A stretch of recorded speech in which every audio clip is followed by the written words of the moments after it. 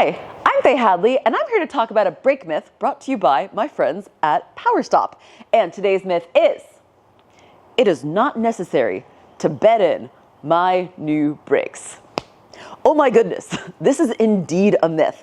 Breaking in or bedding your new brake pads and rotors is an absolutely essential part of your brake job.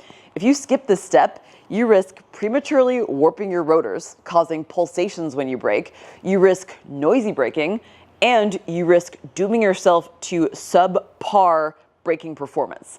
So you might as well have not even done this brake job in the first place. But wait, hold up, Faye. What the heck is brake bedding? Bedding your brakes is the process of controlled heating and cooling of the brake pads and rotors, or drums and shoes, together as a unit, which allows the brake pad material to embed itself into the rotor in an even and smooth way across the entire rotor surface.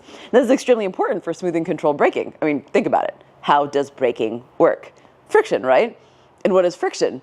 I mean, it's a resistance to motion between two surfaces sliding against one another. So as you can imagine, the composition of both interacting surfaces has a huge effect on the end result here. The surface of the rotor and how it interacts with the brake pad, I mean, that right there is the heart of your braking experience. So now think for a second, what if I were to put one drop of transmission fluid right here on the rotor? What do you think would happen? I mean, obviously this is a very extreme example, but that section of the rotor would interact with the brake pad much differently than with the rest of the rotor surface, wouldn't it? I mean, do you think that the friction would change in that spot? It would probably significantly decrease, wouldn't it? And how would that translate to braking feel for the driver? And how would that affect the rotor's ability to cool itself down if the hot brake pad dwelled on one portion of the rotor longer than the rest, for example? I mean, that uneven heating and cooling of the rotor, that's the primary cause of brake warpage. And you've probably experienced how disconcerting that sensation of warped rotors can be, either in your car, a friend's car, or customer car, and you hit the brakes, and if it's front brakes, right, your steering wheel shakes violently, or if it's in the rear, you get that harsh vibration in your seat. So bedding the brakes allows an even amount of brake pad material to transfer all across the surface of the rotor. So the surface is consistent the entire way around. And this way, the entire rotor heats and cools consistently, and the braking force is equal throughout the entire duration of the rotor cycle. This prevents spot overheating, thus warping. This also prevents chattery and noisy brakes, and this obviously ensures optimal performance, right? And the brake pad itself also bonds with the surface of the rotor when braking. This is a process called adherent friction. So the pads themselves, they're not just digging into the surface of the rotor, right? That would cause an excessive amount of heat and brake dust, but they're actually forming and breaking bonds, which that contributes to the stopping force as well.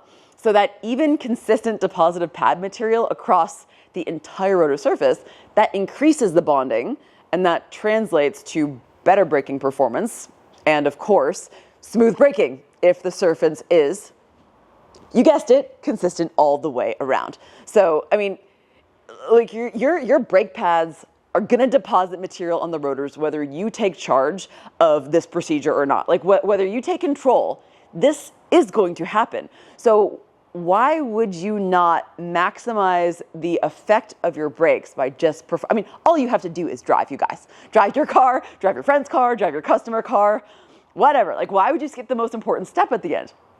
Speaking of driving customer cars, for those technicians out there performing this job for a customer, you know how disconcerting that smell of fresh, hot brakes can be to the untrained nose, right? We don't want that customer coming back because they're concerned, right? We don't want them to be stressed out after having their vehicle serviced. We don't want to ruin the trust that they have in us.